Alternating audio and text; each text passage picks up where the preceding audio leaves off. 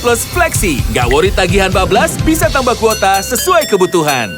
Pemirsa, sejumlah wilayah di kabupaten dan kota di Sumatera bagian utara dilanda bencana akibat cuaca ekstrim secara bertubi-tubi. Diduga karena adanya siklon tropis Senyar. Ironinya, Indonesia yang terletak di ekuator secara teori tidak mendukung untuk dilintasi siklon tropis. Selengkapnya di Benang Merah membaca arah gerak siklon tropis.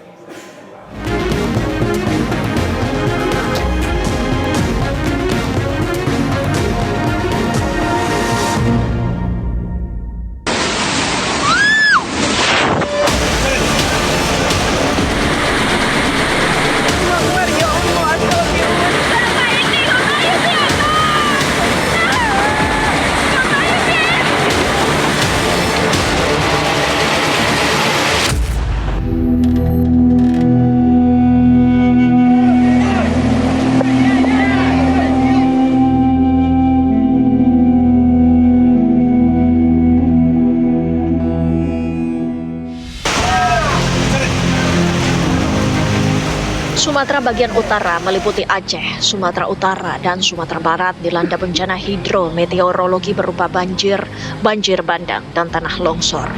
Badan Meteorologi, Klimatologi, dan Geofisika BMKG mengaku telah memantau adanya bibit siklon 95B di kawasan Selat Malaka, bagian timur Aceh, dan sudah memberikan peringatan dini 8 hari sebelum bencana.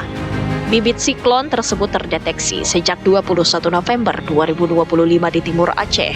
Bibit tersebut kemudian berevolusi menjadi siklon tropis Senyar.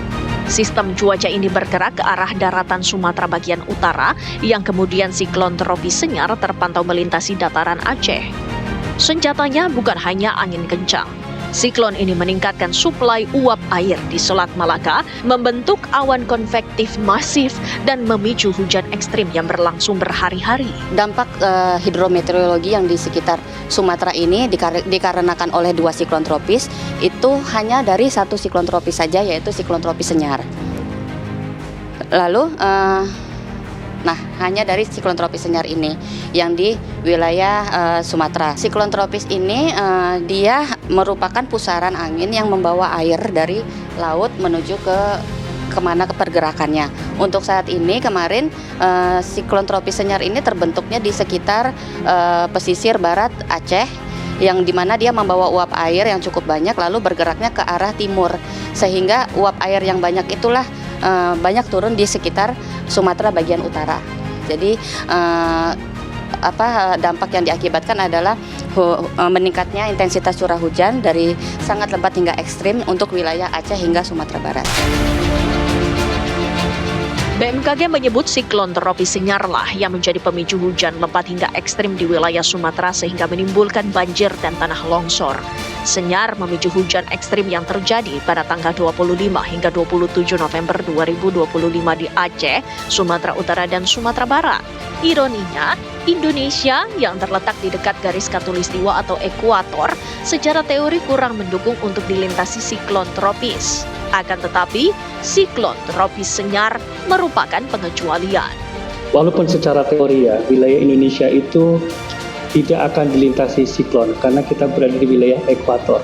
Namun kita sadari belakangan ini, bahkan mungkin 5 tahun terakhir, sudah terjadi banyak siklon tropis yang mendekat ke wilayah Indonesia. Ini artinya Senyar termasuk peristiwa yang tidak lazim terjadi di Selat Malaka. Untuk pertama kalinya dalam 5 tahun terakhir, membuat fenomena langka siklon tropis telah terbentuk sangat dekat dengan daratan Indonesia. Alasan wilayah dekat ekuator jarang dilintasi siklon tropis adalah karena umumnya titik tersebut tidak memiliki gaya Coriolis yang cukup untuk memutar sistem menjadi siklon tropis.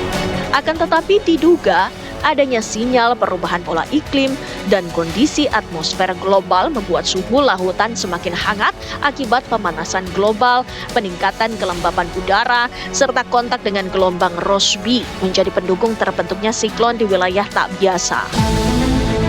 Indonesia telah beberapa kali terdampak sistem serupa seperti siklon Cempaka, Dahlia, Seroja, dan hingga kini Senyar. Shock ya, bikin shock. Tidak hanya buat publik Indonesia tapi juga internasional. Mengapa? Karena kejadian ini ada dua hal yang hampir mustahil terjadi. Yang pertama adalah siklon tropis bisa terbentuk di wilayah yang sangat dekat dengan ekuator. Senternya kan ada di 4 derajat lintang utara, begitu ya, sangat dekat dengan ekuator. Dan itu hampir mustahil terjadi.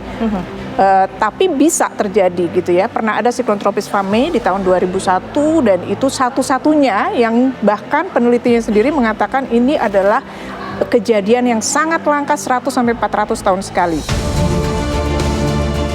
Meskipun siklon Senyar sesungguhnya tercatat pada kategori 1 atau paling rendah, pada kenyataannya siklon tersebut memicu bencana yang sangat besar.